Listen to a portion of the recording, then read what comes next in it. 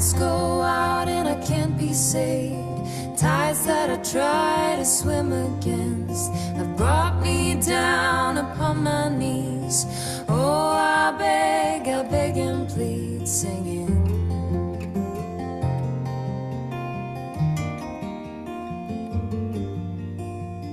Come out of things unsaid, shoot an apple of my head. Trouble that can't be named, a tiger's waiting to be tamed, singing. You are, you are.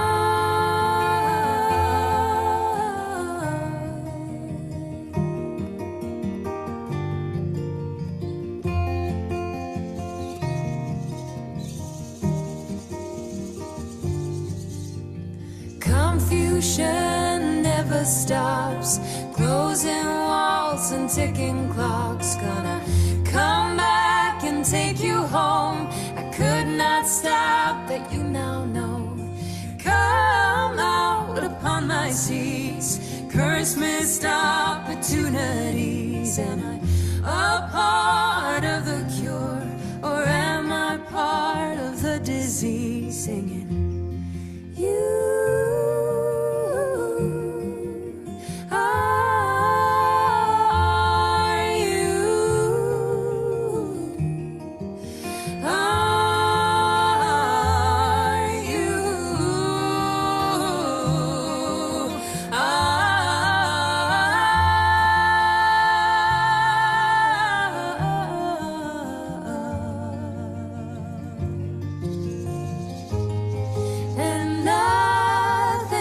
compares,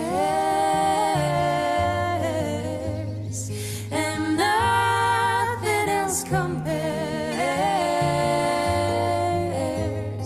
nothing else compares, oh no.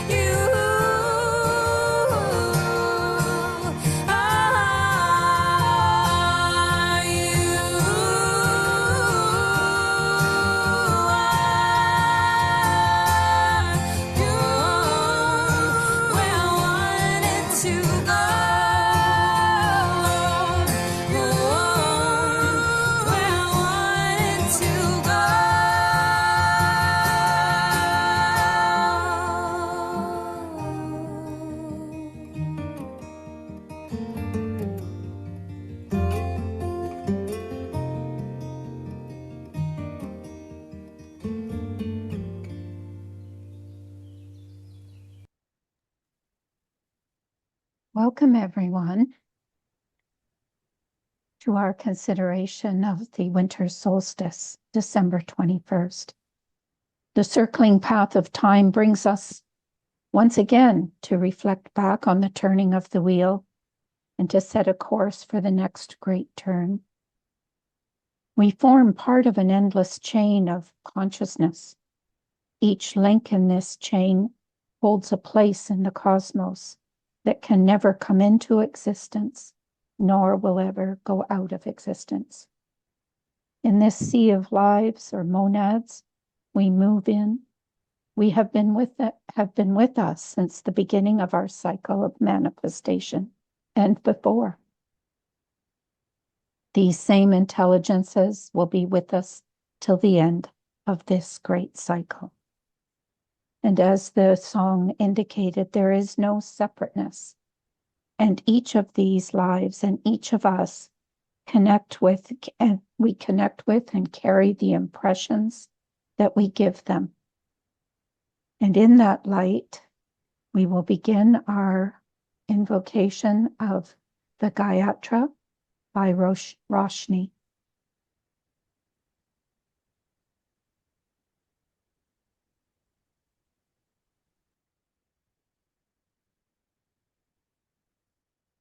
Om Bhurbhuvah Suvah Tatsaviturvarenyam Bhargo Devasya Dhimahi Dhiyo Yo Naha Prachodayat. Om Bhurbhuvah Suvah Tatsaviturvarenyam Bhargo Devasya Dhimahi Dhiyo Yo Naha Prachodayat. Om Bhurbhuvah Suvah Tatsaviturvarenyam Bhargo Devasya Dhimahi Dhiyo Yo Naha Prachodayat. Om Shanti Shanti Shanti.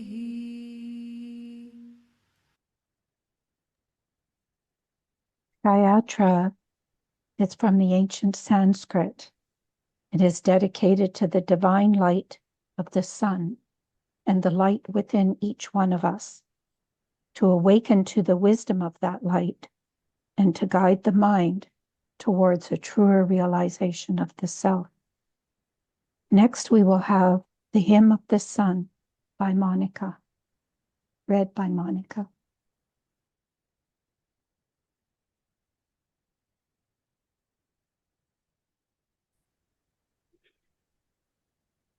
Great magnet, thy hidden power draws us ever onward to spaces anew. Secret in the earth, thy life forces waken, stirrings and whispers that the ear cannot hear. Later will come birth in the fullness of thy splendor. Now is the time of thy mystery of nature. Now does the cycle of thy great turning blend. All that has been shall lend to what comes after. All that will come lies hidden in thy promise. Foster all the good that was gleaned in the harvest, in the days that are past, when the growing time was over. High resolve, let us make in the new awakened glory, radiant one, ignite us with thy fire. Carry we our boughs of symbol eternal, constant and verdant throughout the seasons' change. Strew we our violets on all the stony places, symbol of the blessed ones who trod this way before. Onward we move in the cycle's nascent stirring. Onward we tread following thy course. Thank you, Monica. Next, we'll have a reading from Elena Petrovna Blavatsky, given by Steve.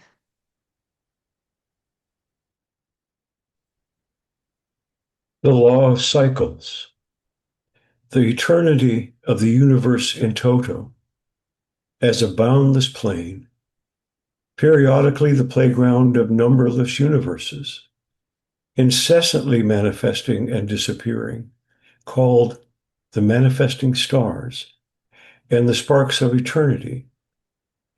The eternity of the pilgrim is like a wink of the eye of self-existence. The appearance and disappearance of worlds is like a regular tidal ebb of flux and reflux. This second assertion of the secret doctrine is the absolute universality of that law of periodicity, of flux and reflux, ebb and flow, which physical science has observed and recorded in all departments of nature. An alternation such as that of day and night, life and death, sleeping and waking, is a fact so common, so perfectly universal and without exception, that it is easy to comprehend that in it we see one of the absolutely fundamental laws of the universe. Secret Doctrine, Volume 1, page 17. Thank you, Stephen. Next, we'll have a reading from Edward Bellamy, an old theosophist of the time of HBB, and it will be read by Laurie. A pledge of identity. There is a conscious solidarity of the universe towards the intuition of which we must struggle, that it may become to us not a logical abstraction, but a felt and living fact. As individuals, we shall never be complete. The completest man lacks the completion of the rest of the universe. Part, then, with the feeling of the externality of the universe, which, coupled with the sense of utter ignorance and powerlessness, is so full of despair. Believe that your sympathy with infinite being, infinite extension, infinite variety is a pledge of identity. Above all, disabuse your mind of the notion that this life is essentially incomplete and preliminary in its nature and destined to issue in some final state. For this notion, there is no warrant in reason, nor in proper interpretation of intuitions. Time is not a vestibule of eternity, but a part of it. We are now living our immortal lives. The present life is its own perfect consummation, its own reason and excuse.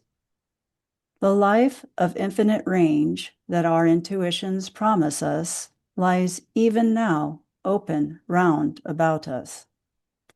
The avenues leading to it, the vistas opening upon it, those universal instincts that continually stir us, and which, if followed out, would lead us thither. It is our own dull lack of faith that causes us to regard them as of no present, but only of future significance, that places our heaven ever in some dim land of tomorrow, instead of all about us in the eternal present. Edward Bellamy, The Religion of Solidarity. Thank you, Laurie.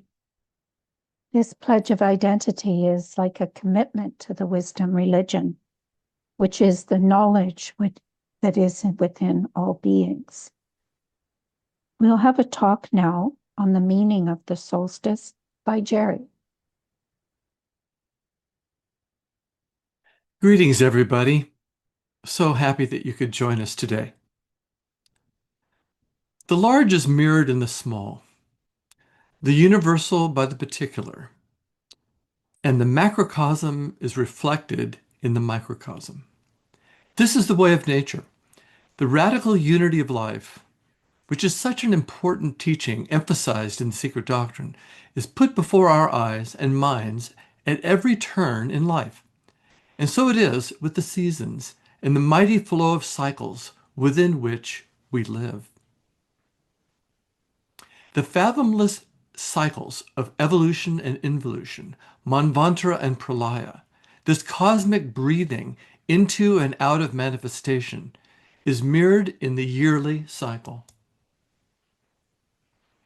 Of the four consequential quadrants of the year, it may be true that the winter solstice occupies the most pivotal position.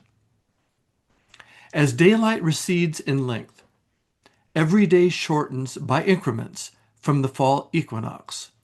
There comes a point when the cycle reverses. The dialectic of the universe ignites a flame with the most gentle subtlety, initiating the birth of a new cycle, reminiscent of the birth of a universe. The very word universe, standing not so much for the bodies in space that we see in the night sky, but rather for one turn. Uni, one. Verse, two, to turn. Universe was the original Greek meaning of the idea. This archetypal pattern is reflected in the course of a single day of 24 hours and is repeated in the neighborhood of 20,000 times in the number of breaths a human being takes in and out over the course of those same hours.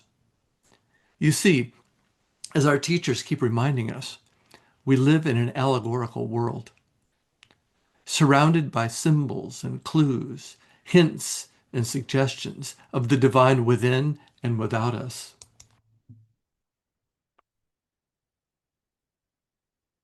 The practical significance, the incentive of this cycle, if you will, is that every day is a new incarnation, which was kind of pointed to in the music we listened to at the beginning.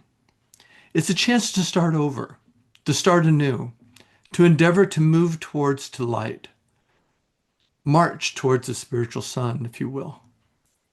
The solstice represents birth, beginning, and renewal. Lead, kindly light. One step's enough for me, says the wise Cardinal Newman in his poem.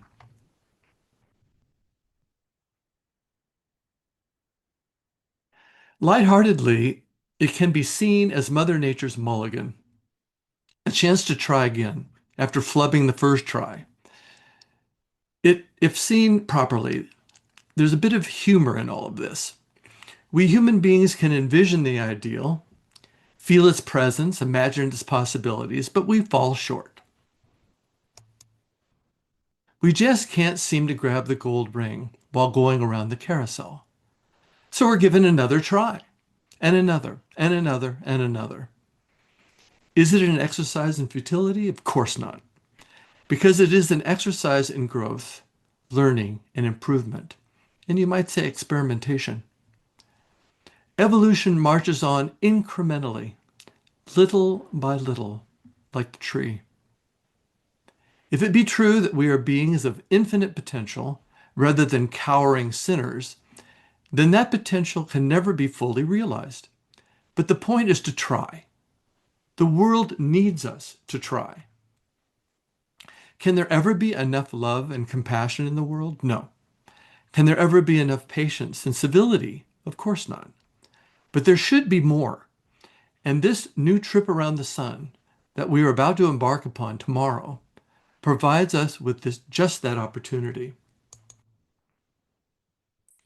It is best not to dwell on the failures and shortcomings that we might experience in life. There is an insidious trend of our times to meditate on the negative. Sure, the wise soul learns from their mistakes, honestly appraises without editing, sets high standards and struggles to realize them. Holding oneself accountable is a sign of spiritual maturity. But it can be done and must be done in the right way. We have to detach ourselves from the personal nature and look at it through our higher nature. Our review should be to improve the personal nature, not to castigate it. This requires some detachment, some critical distance from that part of us that's in the world. How much good can we bring into the world? The student of Theosophy is obliged to emphasize hope. Theosophy is the philosophy and psychology of hope, one might say. Why? Because of that infinite potential that we all possess. Because we have a divine origin. Because of the society of sages who continuously present the teachings of the wisdom tradition again and again and again.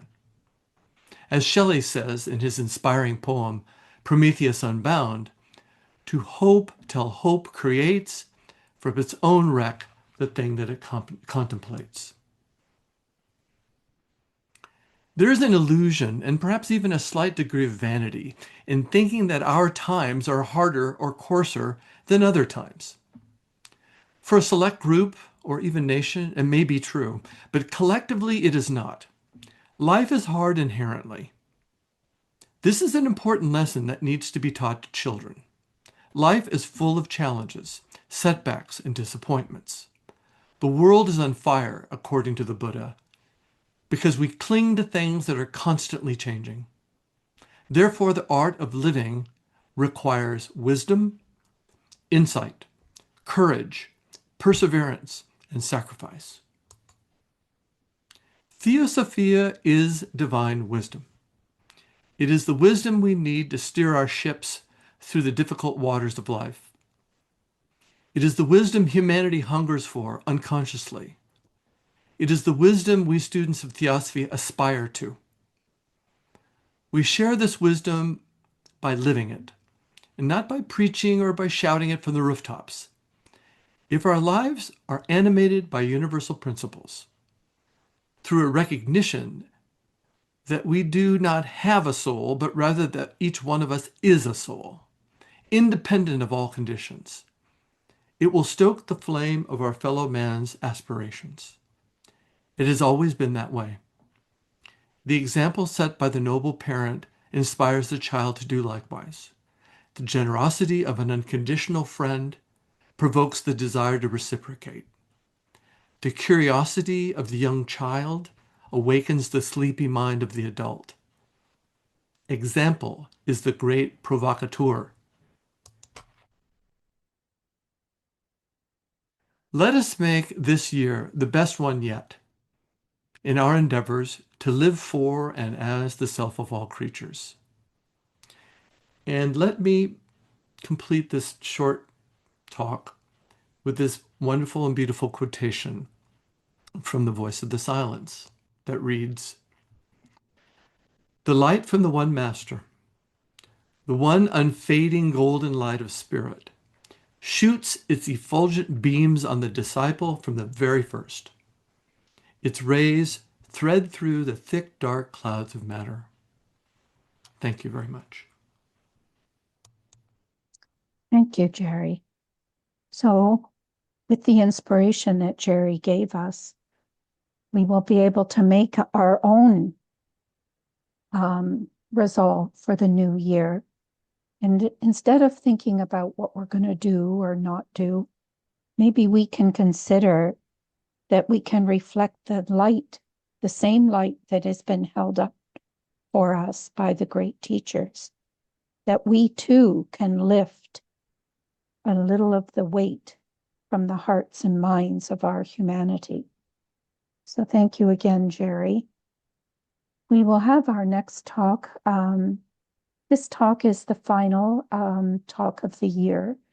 Bakash has so generously shared a wonderful understanding of the Bhagavad Gita with us on Thursday evenings. And today he gives us chapter 18.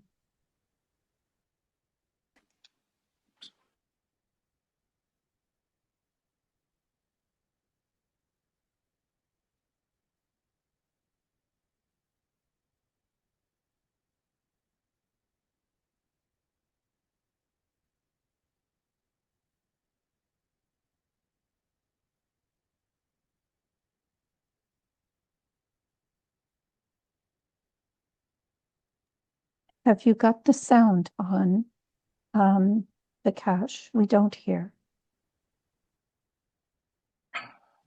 Namaste and good evening. Can you hear me? Yes. Okay. So thank you all for joining. Gita Dhyanam is actually a short 9-verse prayer, which generally we say before reading, understanding, or contemplating on the Bhagavad Gita. This prayer offers respects to the divine powers that brought us this knowledge. The purpose of chanting this prayer verses is to invoke the grace of the Lord so that we can successfully complete the study of the Bhagavad Gita and to ward off obstacles, whether it's physical, psychic, or elemental. And at the same time, it provides its respects to the Mahabharatam, the greatest book. Bhagavad Gita is considered as the mother, Saraswati, the embodiment of wisdom, and the author, Vyasa, who had provided this, and to Lord Krishna himself, who gave this teaching to humanity. So I'll play the prayer now. Advaitamritavarshini Om Shri Paramatmane Namaha Atha Dhyanam Parthaya Pratibodhitam Bhagavata Narayanena Swayam Vyasena Grathitam Puranamunina Madhye Mahabharate Advaitamritavarshinim Bhagavatim Ashtadashadhyayinim Amba Tvamanusandadhami Bhagavad Gite Bhavadveshini Namostu te Vyasa Vishala Buddhe Pullarvindayata Patra Netre Yena Tvaya Bharata Taila Purnaha Prajwalito Jnanamaya Pradipaha Prapanna Parijataya Totra Vetraikapanaye Jnanamudraya Krishnaya Gītāmritaduhe Namaha Sarvopanishado Gavo Dogdha Gopalanandanaha Partho Valsas Sudhir Bhokta Dugdham Gītāmritam Mahat Vasudevasutam Devam Kamsachanuramardanam Devaki Paramanandam Krishnam Vande Jagadgurum Bhishmadrona Tata Jayadratha Jala Gandhari Nilotpala Shalyagrahavati Kripena Vahini Karnena Velakula Ashwathama Vikarna Ghora Makara Duryodhana Vartini Sotirna Khalu Pandavarnavanadi Kaivartakah Keshwaha Parasharya Vajas Saroja Mamalam Geetartha Gandhotkatam Nanakyanaka Kesharam Harikatha Sambodhana Bodhitam Loke Sajjana Shatpadairaharaha Pepiyamanam Muda Bhuyad Bharata Pankajam Kalimala Pradhvamsanam Shreyase Mukam Karoti Vachalam Pangum Langhayate Girim Yat Kripatamaham Vande Paramananda Madhavam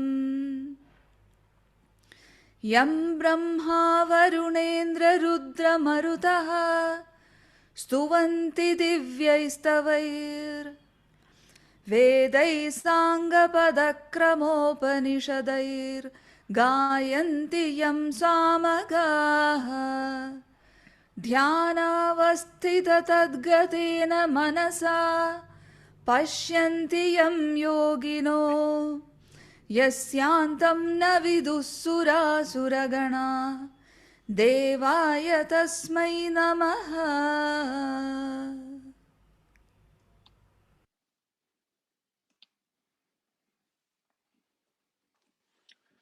Namaste again and a warm welcome to all at this winter solstice gathering. Ano bhadraha kritavo yantu vishwataha. Let noble thoughts come from all directions to us. The 18th chapter of the Bhagavad Gita serves as a profound summation of the entire text. In that sense, today's discourse touches upon the very essence and key ideas of the Gita as a whole. The purpose of this talk is to offer a holistic, end-to-end perspective, an overview not only of the teachings themselves, but of how they may be practically applied in daily life. We shall reflect upon the ultimate goal, the roadmap that leads towards it, and the signposts that guide us along the way. Yet it must be remembered, the path is one that each one of us must walk alone. No one can traverse it on our behalf. This talk will be dense and layered, with certain sections necessarily simplified due to time constraints. It is not intended as a complete exposition, but rather as a snapshot, a glimpse into the depth and richness of the Bhagavad Gita. There is a profound distinction between knowledge and realization. We may grasp and comprehend the truths of life on a theoretical level, yet such understanding remains of little value until we ourselves, through sincere effort, come to realize them directly. No one else can accomplish this on our behalf. Each individual must undertake the journey personally. For students of Bhagavad Gita, many of these ideas may already be familiar, but the true challenge lies in engaging in deep study and meditation, allowing these truths to unfold within one's own experience, and then applying them in life.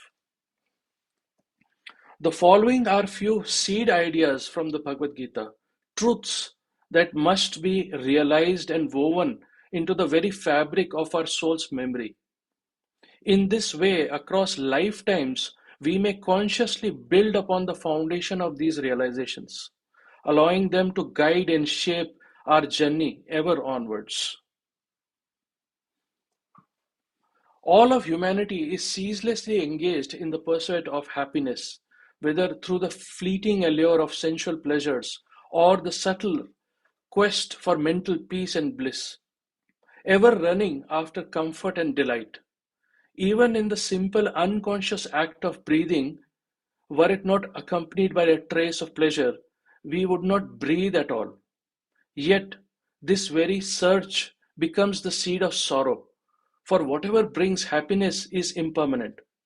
Indeed, everything in this world is transient, and thus the chase itself often leads us back to dissatisfaction. Another profound truth of life is this: the next moment may hold breath or death. We can never know.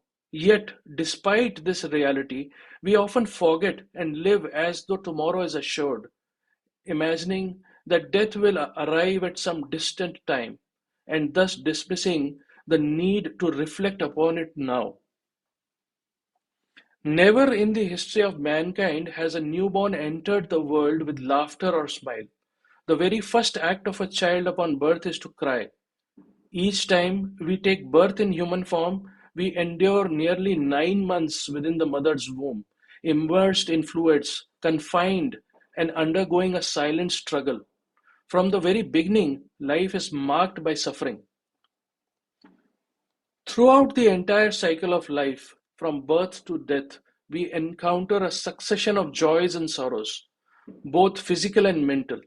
Yet Lord Buddha revealed that even happiness, no less than sorrow, is but another form of suffering. In truth, this means that each of us is caught in an unbroken continuum of suffering, ceaselessly woven into fabric of our existence. Why do we suffer endlessly? It is because we are deluded, lost in the deep slumber of ignorance, regarding our true nature and reality. As HPB observed, we are ceaselessly deceiving ourselves. Yet, even as we lie in the sleep of unawareness, within each of us rests the latent potential to awaken. Individual spirit or Purusha is said to be the cause of experiencing pain and pleasure. So, how do we remove it? How do we stop that? We need to remove the self-identification and attachment, dissolve all desires and ambitions with knowledge, and perform duty unattached and be free from ever. But there is a problem. Within the heart lies the subtle knot, woven of ignorance, desire, and karma. It binds us, keeping us trapped in suffering, life after life, and gives rise to ever more disharmonious actions, tendencies, tanha, the ceaseless thirst for life that knows no end. How do we untie this knot? It is here that Bhagavad Gita comes to our aid, offering the wisdom and guidance to dissolve the bonds of ignorance and suffering. The Bhagavad Gita is a scripture of yoga, devotion, and initiation. It offers a step-by-step guidance to free ourselves from the suffering while still embodied, leading towards liberation to become a Jivan Mukta, that is liberated while alive. Yet the teachings remind us to be cautious. We must apply them here and now, without clinging either to the goal of liberation or to the actions themselves. This is the spirit of sannyasa and tyaga, that is renunciation and detachment. Once that end goal is understood, our task is simply to perform our duty sincerely and without attachment. Whether liberation comes or not is secondary. What truly matters is the honest fulfillment of duty.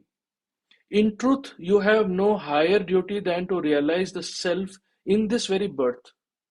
Know this and uplift yourself, becoming better able, wiser, and able to guide, help, and teach others. For the highest duty is this, to act for and as the self of all. But what then prevents us from emerging from this state of suffering, even when all guidance lies before us? One of the central impediments, beyond those already mentioned, is Sakayadati, the delusion of individuality and separateness. How does this delusion take root, and by what means may we free ourselves from it? We must turn inward and deeply contemplate the timeless question, who am I? But the very moment we ask this question, who am I, a vast Pandora's box is opened. Even through the simple reasoning, we can see that the physical body must perish, that the lower quaternary is impermanent. But if reincarnation is real, then the I continues beyond death. Who then am I? We may be inclined to think of this I as the soul, the Atman, for even Buddhi and Manas ultimately dissolve back into the third logos Mahat at the close of the great Mahamanvantara. Adi Shankaracharya, one of the India's greatest esoteric teachers, declared that we are not the body, we are the Atman. He further revealed that there is no such thing as my Atma or your Atma. This insight is transformative. For if I am not this body, and if the Atma is indivisible, then it follows that there is only one Atman, one pure consciousness, reflected in all beings. Yet we fail to realize this truth, because we remain spellbound by Maya, as though hypnotized by illusion. The task before us is to awaken, to dehypnotize ourselves, and to behold the reality that shines through all. So how do we do that? The first step is being free of the body, is to realize that I am not this body. The next step is to know this body is not mine. It is given on loan by Mother Nature.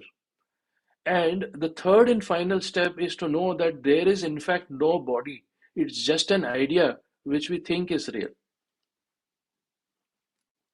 So the ultimate truth is that we are the Atman.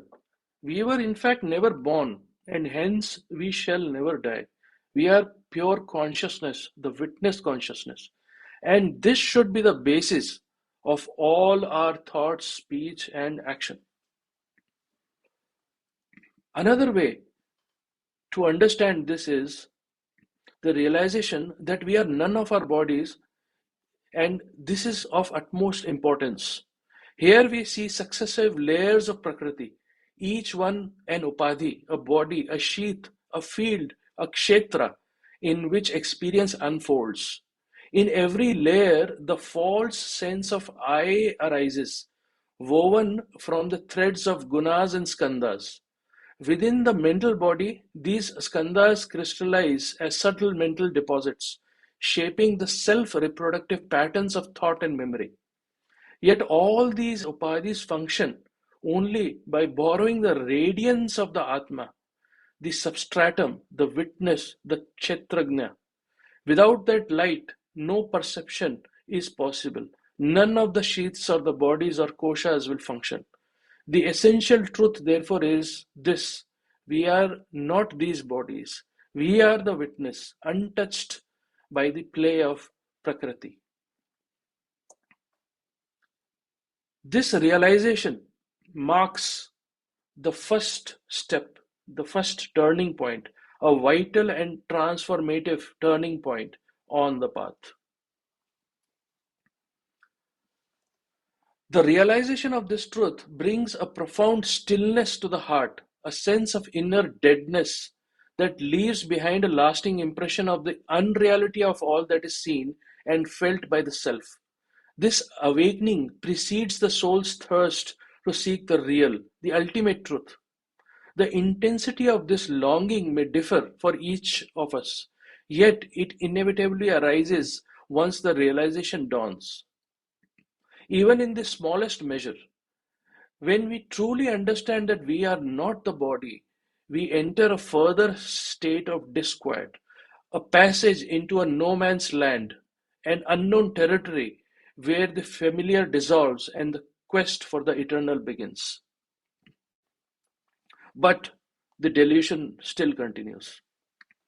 Yet we remain bound in delusion, for the instruments we employ, the bodies, our koshas, our vehicles, are tainted and are impure, burdened by countless past lives lived in ignorance. These accumulated tendencies pull us away from truth, reinforcing the powerful chains of illusion again and again. Therefore, the sheets, the subtle bodies, must undergo purification so that the light of the self may shine unobstructed and the vehicles used for their intended purpose may be fit.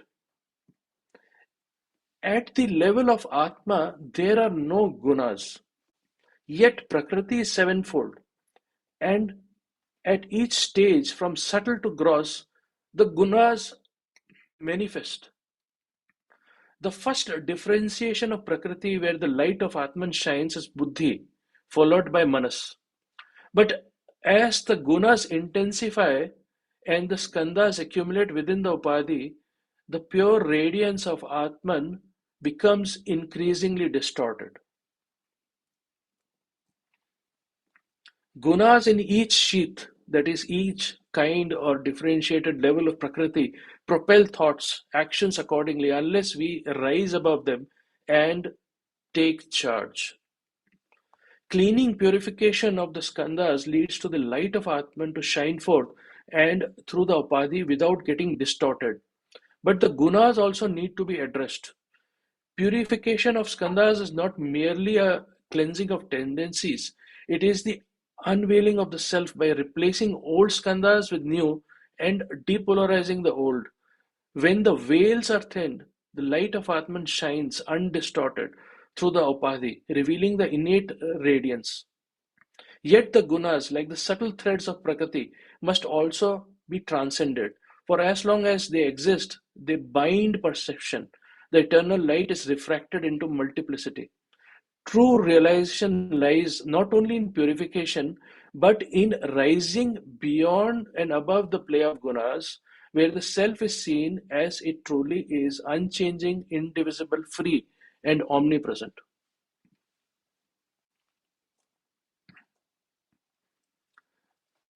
Hence, every thought we take, action we perform, has a definite and potent effect in shaping and altering our skandhas and our future life. Mahatma K.H. says skandhas represent not only a material but also a set of mental and moral qualities, and that even as we live this present life, they are ever and ceaselessly at work in preparing the abstract mold, the privation of the future new being. Hence, every thought and action is either making our sheets pure or impure, leading to harmony or disharmony. Every word we speak causes a vibration in the higher spheres and becomes an entity to plague or bless us. We have seen that every vehicle, every sheath, every body is but temporary, a mere instrument. What alone endures is the Atman. This is the yoga of self and non-self, and it demands a clear and unwavering realization. One must meditate deeply upon the timeless question, who am I? And then arises the profound inquiry, if I am the Atman, never born, never to die, then who is it that takes birth? We must reflect deeply upon this.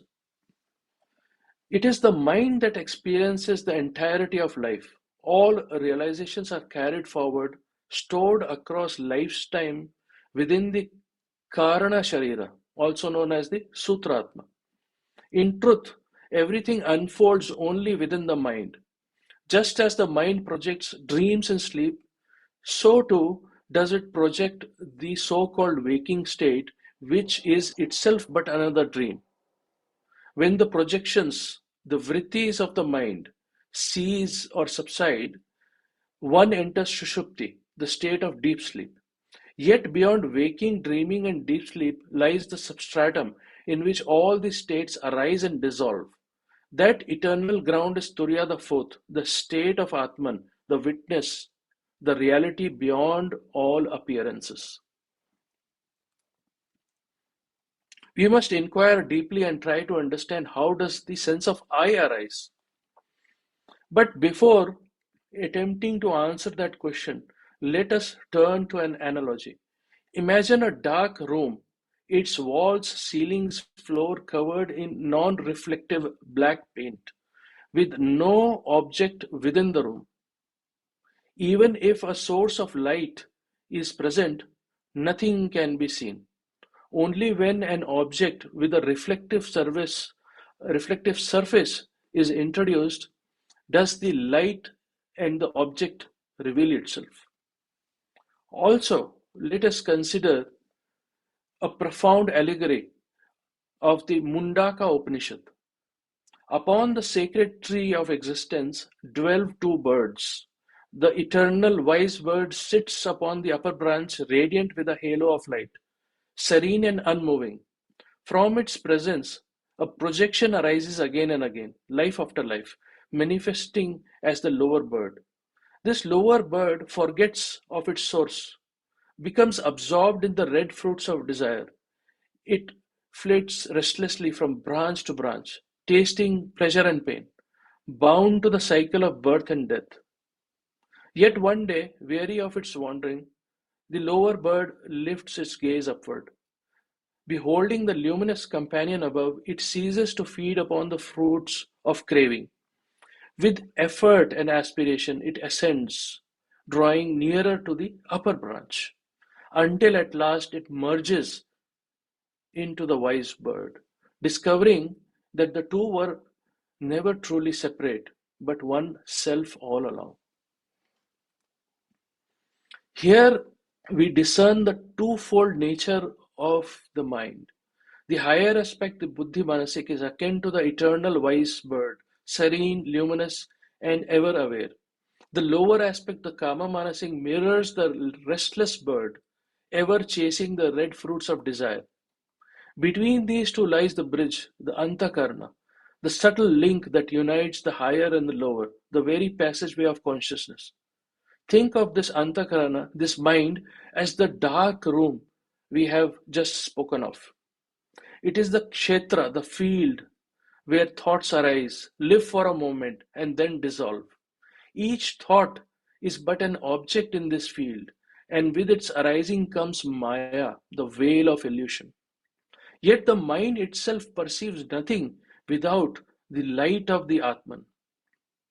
Only when the radiance of the self shines upon it does the mind take the shape of the object and perceive.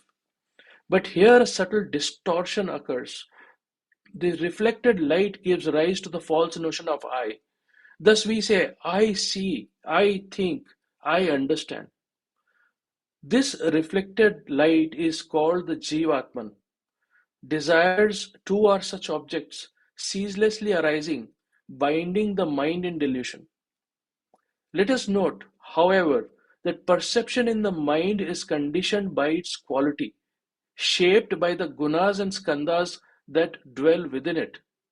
Since all experience unfolds in the mind, and since the mind is the instrument through which the higher states of consciousness are attained, the refinement of this instrument is essential. This refinement is achieved through Chitta Shuddhi, the purification of the mind, by which the mirror of consciousness is cleansed, allowing the light of self to shine undistorted in the true original state. Hence, achieving Chitta Shuddhi, that is mind purification, is of highest priority. Bhagavad Gita provides 5-step approach to purify the mind. Karma Yoga, performance of duty unattached.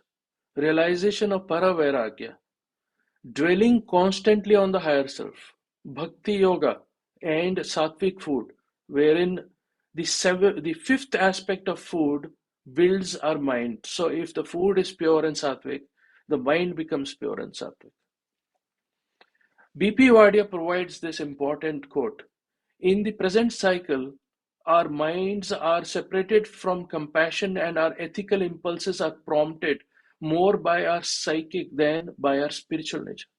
Purification of mind is the removal from it of the psychic impressions and karmic influences. This is the first task. All this may be understood in principle, but the deeper question remains, how in practice do we cultivate Vairagya, true disaffection?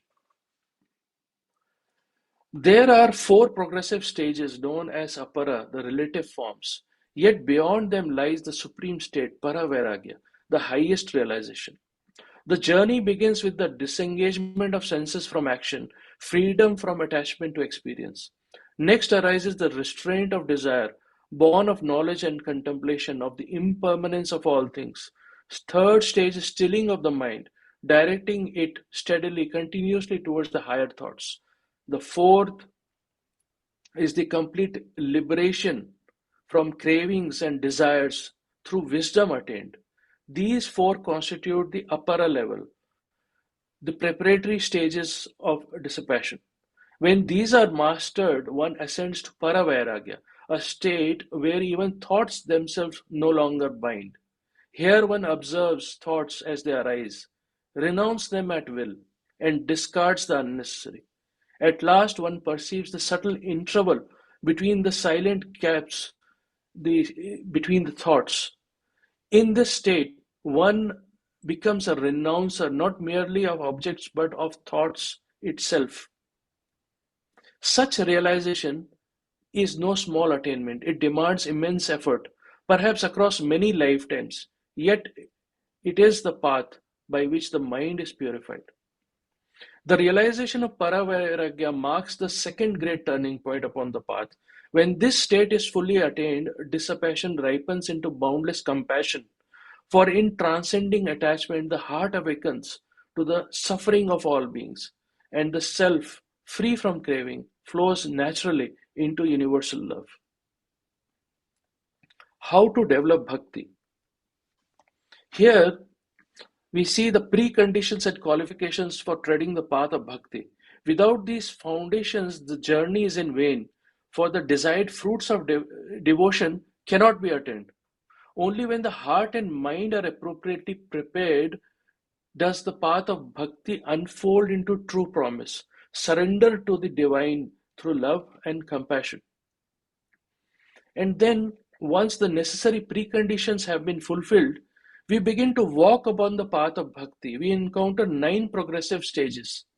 These stages are not mere practices, but inner unfoldments, gradual refinements of the heart and mind, realizations through which love for the divine deepens, matures, and ultimately culminates into union in form of complete surrender. But why Bhakti Yoga? Lord Krishna says there is no purifier in this world to be compared to spiritual knowledge. And he who is perfected in devotion, that is Bhakti Yoga, findeth spiritual knowledge springing up spontaneously in himself in the progress of time. But there is a side effect of complete purification of the mind. And this leads to the third turning point upon the path. When the mind becomes clear and stainless like a mirror, the light of the self shines unobstructed and consciousness itself undergoes transformation. This leads to supreme bliss, identification with Brahman, realizing the self in all and all things in the self, and one becomes Ratambara, as mentioned in the Patanjali Yoga aphorisms, that is Nirvichara. Nirvichara is when even the subtlest movements of thought ceases. The object is subtle, but the mind is utterly still, without inquiry or analysis. This is the state that leads to Nirvichara, the clarity that reveals the sattvic state of the mind itself. But what is the side effect of reaching this stage? This marks the 4th great turning point upon the path. Here the seeker becomes a jnani and awakens the heart center, the hridaya.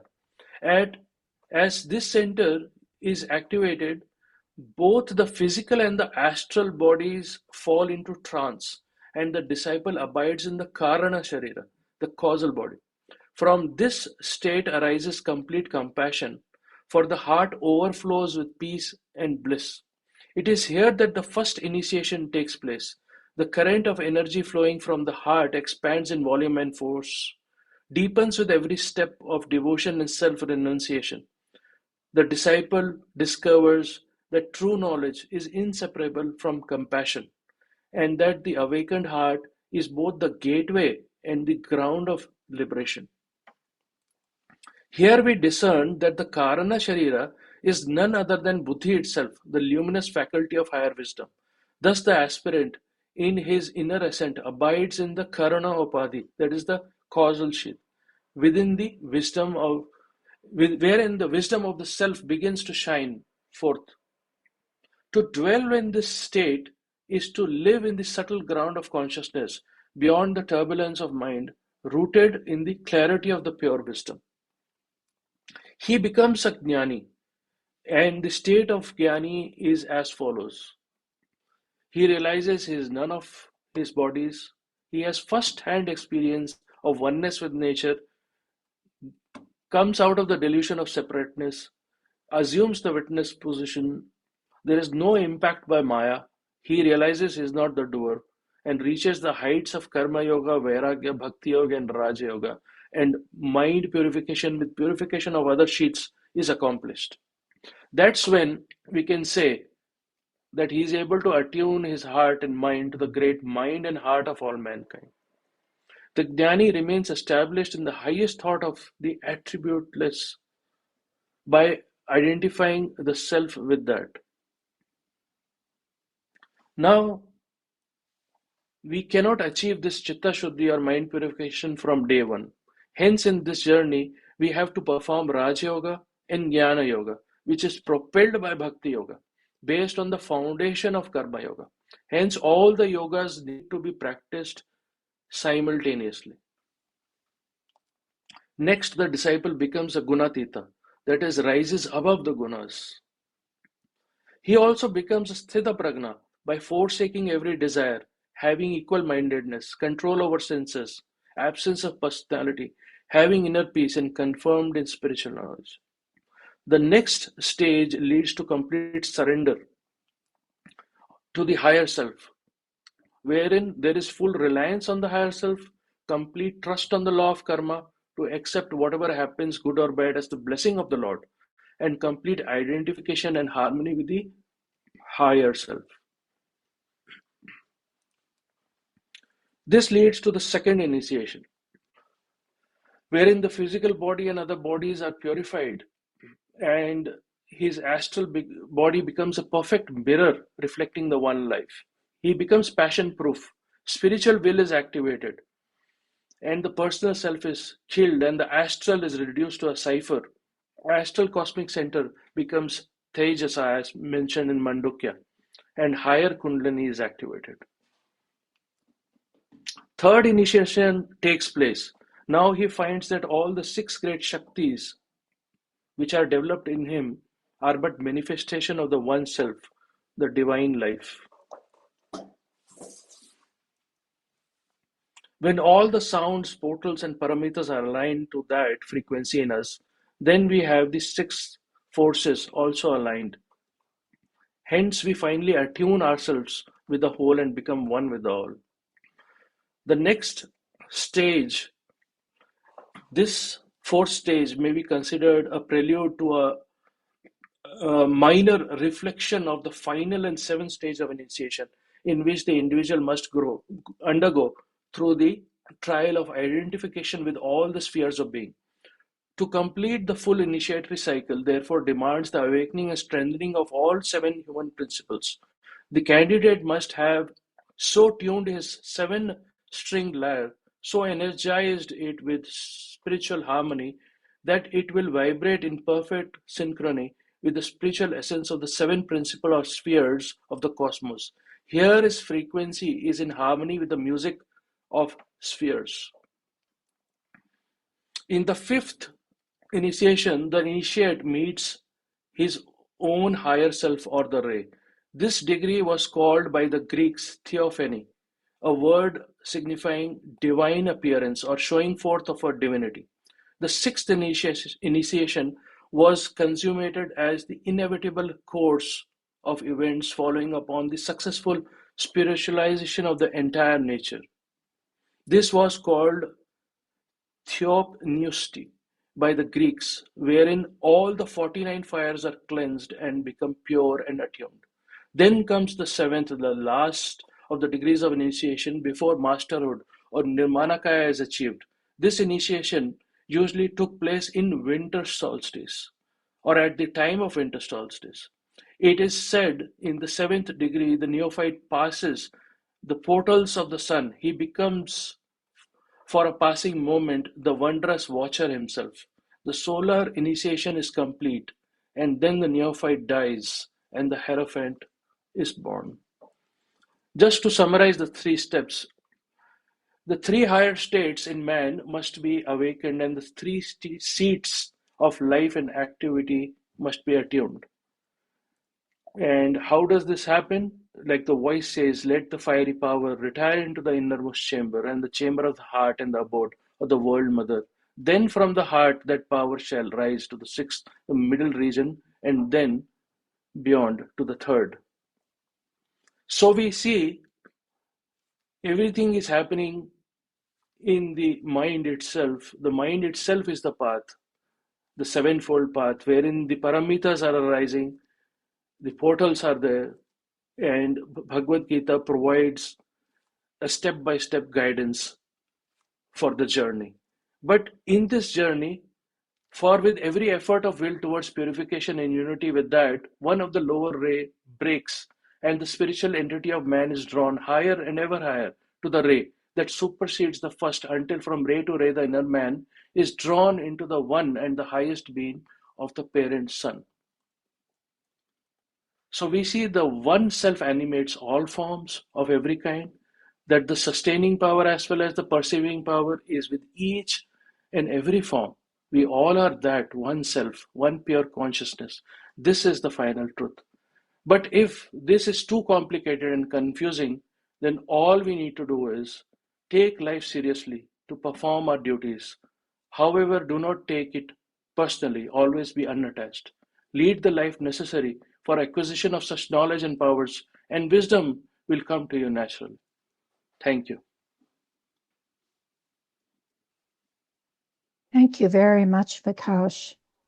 And for those inspiring words. You know, the journey seems very long, and as the voice says, uphill all the way. But every moment gives us an opportunity to reflect some of that knowledge in lifting up the suffering of others, because there is no separateness. As HBB in the Key to Theosophy gives 4 links in a golden chain. The first one is unity and causation. The second is human solidarity, and all the wonderful pictures that were shown in our presentation today indicate that solidarity.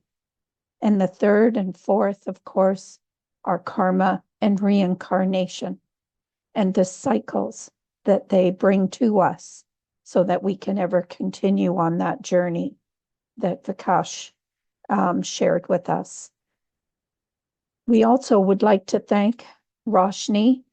Vikash, if you could give her our gratitude for her incantations that she shared with us.